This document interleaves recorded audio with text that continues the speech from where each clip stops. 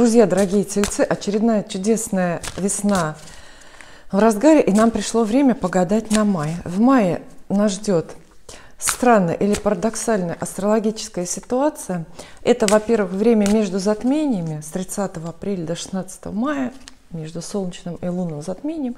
Затмения эти происходят на оси Телец-Скорпион, поэтому можно предположить, что тельцов их действие затронет особенно сильно. Время между затмениями – это такой период перезагрузки. Это время всегда очень меняет, очень корректирует планы. То, во что вы не верили, и самое невозможное происходит, случается, а то, что с достоверностью должно произойти, как раз-таки отменяется. Это время между затмениями. Кроме того, наш любимый Меркурий, планета, которая определяет выбор каждого дня, с 10 числа ретроградный, очень затрудняет начало новых дел и просит напрасно не тратить деньги. Вот как-то между этими очень разнонаправленными влияниями и стихиями нам нужно балансировать и как-то выбираться. Безусловно, этот месяц, это время потребует внимания и интуиции. Если нет своей, используйте чужую, задавайте вопросы каким-нибудь рыбам, которые где-то в окружении есть. Да, и для тельца я выбрала вот карты Таро Кроули, гигантская колода. Сегодня обещаю всем очень мало времени занимать вашего, сделать свой рассказ покороче. Буду стараться. 3 карты на работу тельцу. 1, 2, 3. Ой, тельцы, готовьтесь к победам. Чудесный месяц совершенно вас ждет. Просто чудесный. В категории работа тельцу достается королева кубков. Нежная. Назовем так, чтобы было привычно, чтобы привычно это звучало. Паж пентаклей, практичный и новый. И карта колесница. Старший аркан здесь есть. Карта колесница обещает победы, профессиональные победы. Они могут быть разного масштаба. Это может быть и какой-то удачно завершенный проект рабочий, или творческий, или ваш проект в бизнесе. А может быть и буквально назначение на новую должность. Самое главное, что здесь время, судьба работает на вас. То есть очень-очень к вам благосклонны. И часто колесница описывает успех, ради которого вы не старались и который, может быть, даже не заслужили. Просто так складываются обстоятельства, вы оказываетесь в нужное время в нужном месте. Это триумф. Назовут вас все-таки работником месяца, или, может быть, вы сами себя назовете. А также колесница обещает дорогу, дальнюю дорогу, а может быть, по расстоянию не такую дальнюю, но значительную, значимую для вашей карьеры, для, опять же, успешности, для вашего бизнеса, дорогу, которая приносит новые контакты, новые впечатления, безусловно. Паж пентаклей – это вестник монет, буквально карта так называется. Повысят зарплату, дадут хорошую премию, бизнес будет значительно больше деньги приносить. Паж пентаклей обозначает вот такой вот денежный поток, приток, который, безусловно, от работы приходит к вам.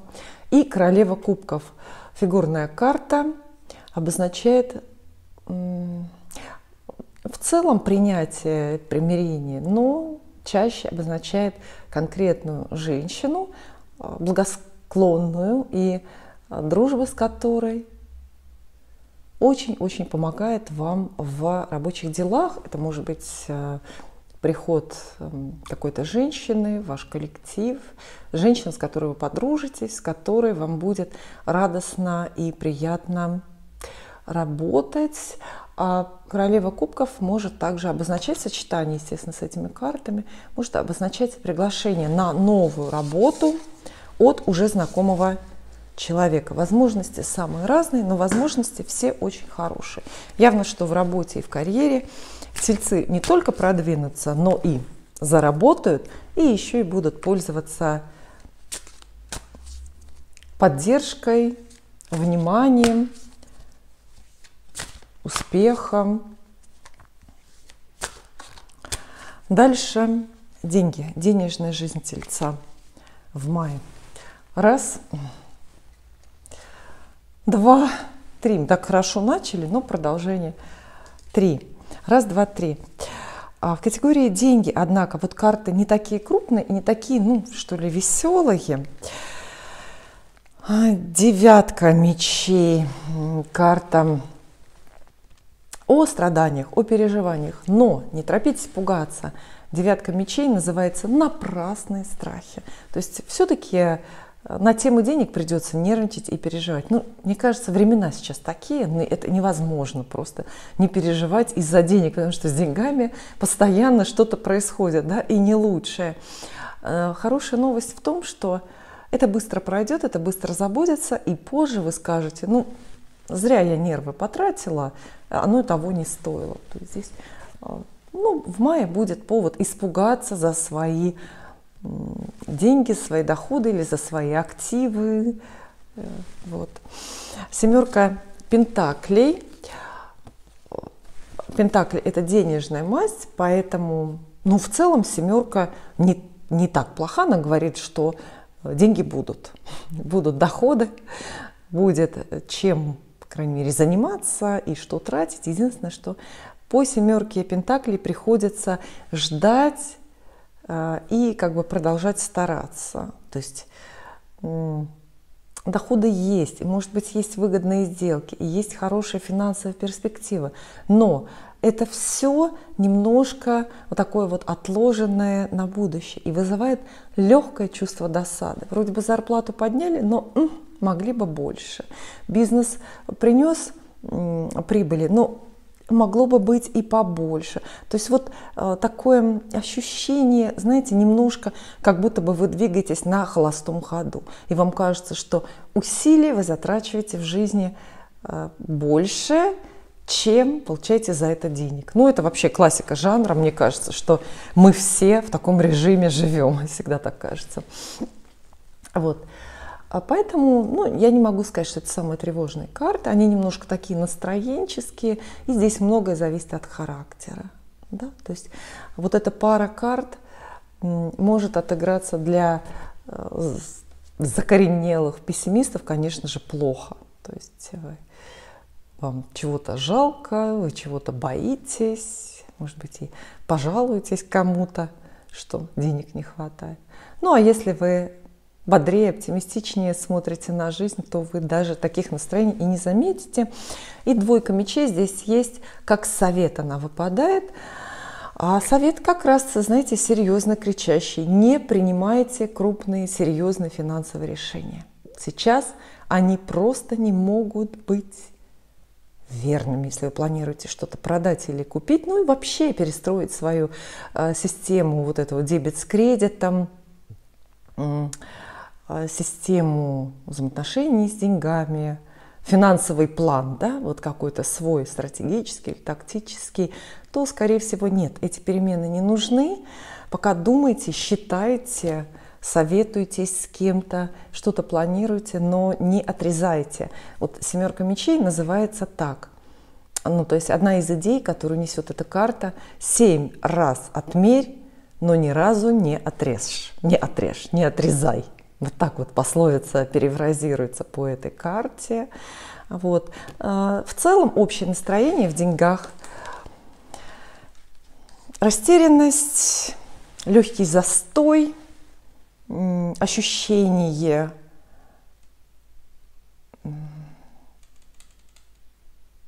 что судьба не совсем, не вполне на вашей стороне. Но мы увидели, что вас ждут очень серьезное продвижение в работе. И обязательно они, ну, по-другому иначе не бывает. То есть если у вас идет успех в карьере, в работе, может быть, он не в этом месяце приносит и деньги, окупается это, да, бизнес, но в следующем месяце, например, в июне, обязательно и с деньгами будет лучше. Поэтому я вижу в этом пока наборе карт, в этом раскладе очень оптимистичный посыл для тельца. То есть пока правильные движения начинаются в карьере, в бизнесе, и, ну, а денег, может быть, придется подождать. Хороших, самых главных прибыли и материальной отдачи придется несколько подождать. Но мы подождем.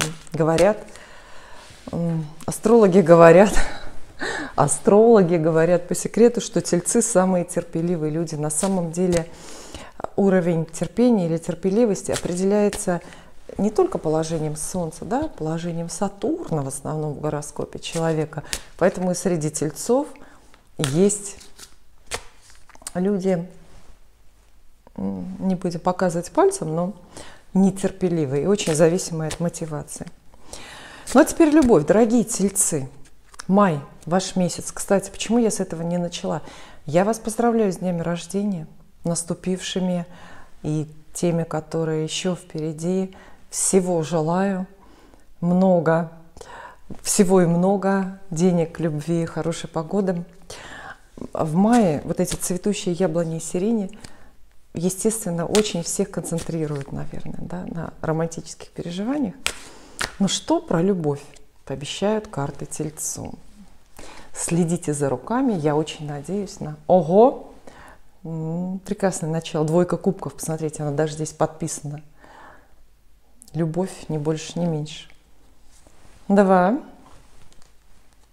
и 3, одни сплошные кубки. Угу. Да. Категория любовь тельцам выпадает. Тройка кубков.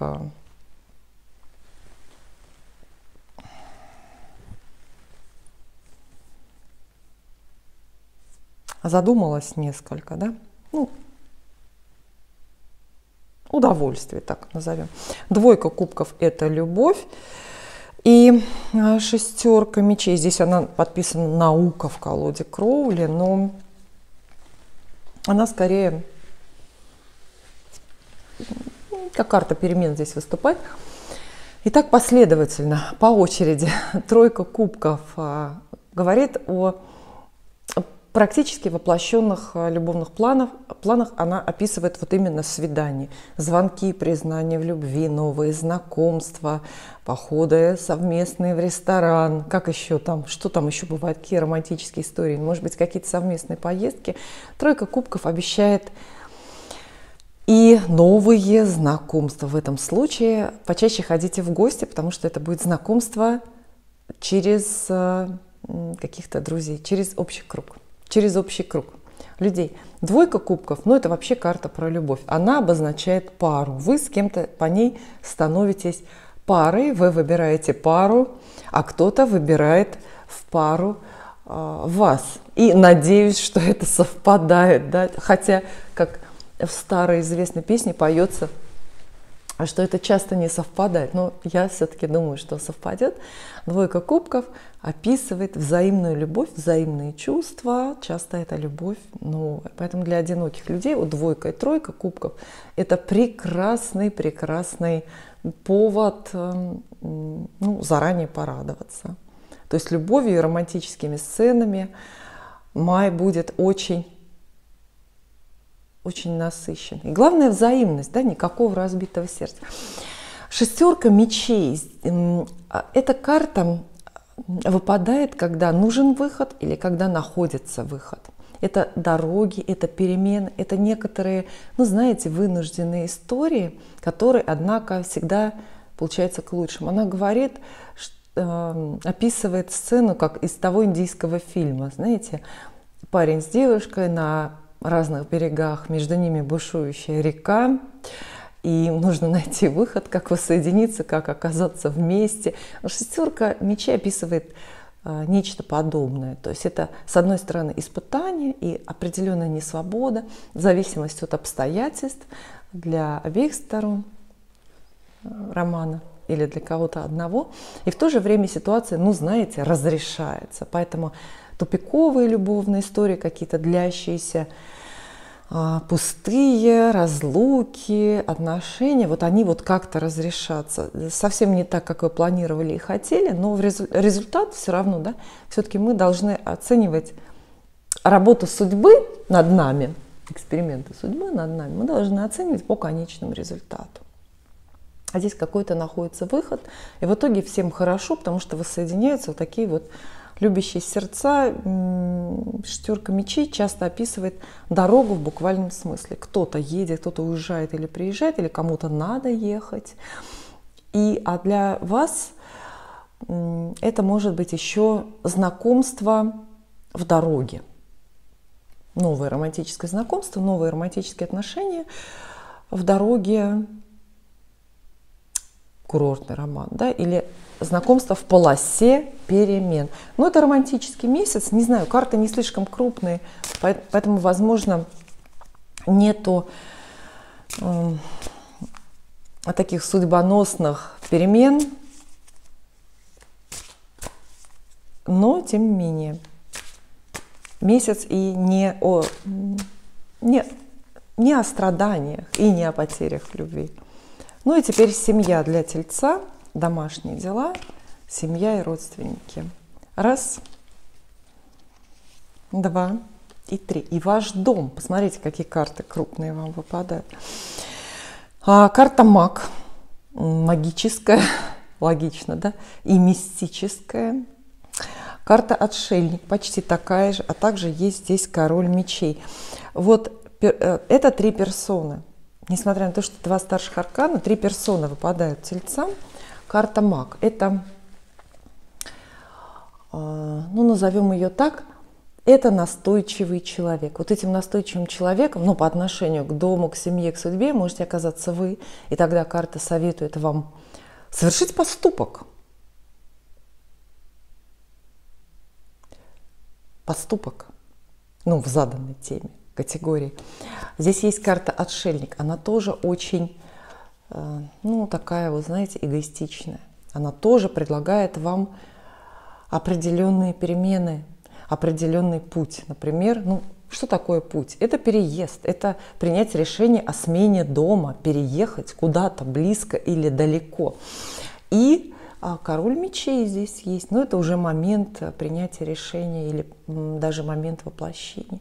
Поэтому все-таки речь идет об очень решительных и, может быть, рискованных переменах дома в семье, о дорогах, о смене дома, о смене состава или статуса семьи.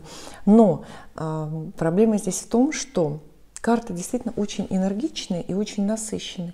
Но вот этим вот человеком, волшебником, принимающим решение, можете оказаться либо вы, и тогда все происходит, либо все происходит по вашему плану, либо это будет другой человек, который уже из своих соображений, из своей выгоды придумает эти перемены для вас. Поэтому, ну, такой здесь есть, я считаю, совет для Тельца. Решение относительно дома и семьи принимайте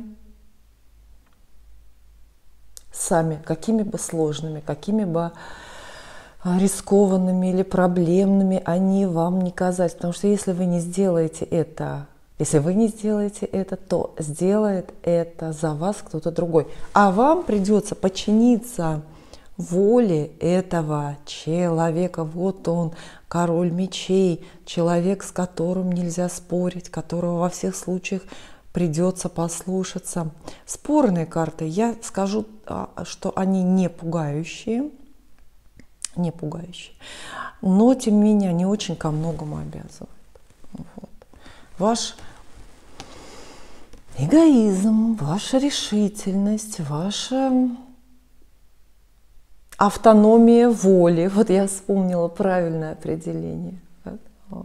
Говорят, да, астрологи, что у тельцов есть вот такая абсолютная автономия воли. Вы умеете никого не послушать, идти наперекор обстоятельствам, судьбе уже, тем более каким-то там людям, каким-то там чужим интересам. Вот вам придется это сделать. Вот.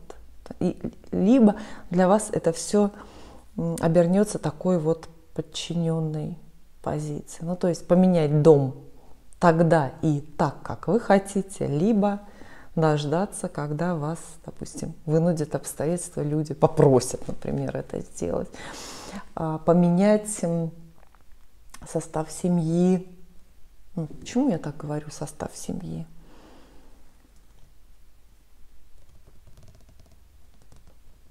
Может быть, да. так и тогда, как вы хотите, либо дождаться вот такого вот чужого мнения. Здесь вариантов может быть достаточно много. И для того, чтобы внести уже совсем окончательную ясность в жизнь Тельца в мае, я достану еще одну карту, посыл, совет из колоды Ленорман. Совершенно другая энергетика карт, совершенно для других целей они служат. Тем не менее, мы хотим дополнить вот это гадание. Видите, получается, что и с точки зрения звезд, звездного неба, месяц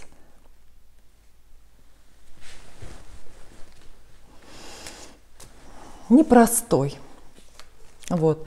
И карты тоже обещают очень разнонаправленные переживания и очень разные советы дает нам. Итак, Ленорман, колода Ленорман Тельцам выдает карту. Угу. Кто это? Ага. Так, ну это получается мыша или крыса, по-разному называют эту карту. Крыса вообще в целом ассоциируется, естественно, с чем-то плохим. Так оно и есть. Ну, крыса всегда что-то уносит. И карта это говорит, что в мае от вас или от вашей жизни, от ваших ресурсов кто-то что-то унесет, отхватит и утащит. Это может быть из плохого. А из хорошего карта это говорит о разных коллективных делах, ну, стайных, так скажем, делах. Она советует обращать внимание на коллектив, на людей, которые вас окружают, на людей, с которыми у вас совпадают или категорически расходятся интересы. И не обязательно карта обещает обман, как иногда так вот принято считать. То есть дурные коллективные интересы, да? Ну, мышиная возня, то есть это подковерные интриги, какие-то сплетни в коллективе. Иногда вместе с этой картой приходит и к вам возможность против кого-то дружить, объединиться заговором с кем-то, с единомышленниками. И вполне возможно тогда вот какая-то коллективная победа. Может быть, не в самых правильных и не в самых оптимистических делах, но тем не менее. А я всем тельцам желаю замечательного мая. Желаю вам достаточной энергии, чтобы изменить то, что вы можете изменить, и достаточно мудрости для того, чтобы принять то, что вы изменить не можете. Увидимся.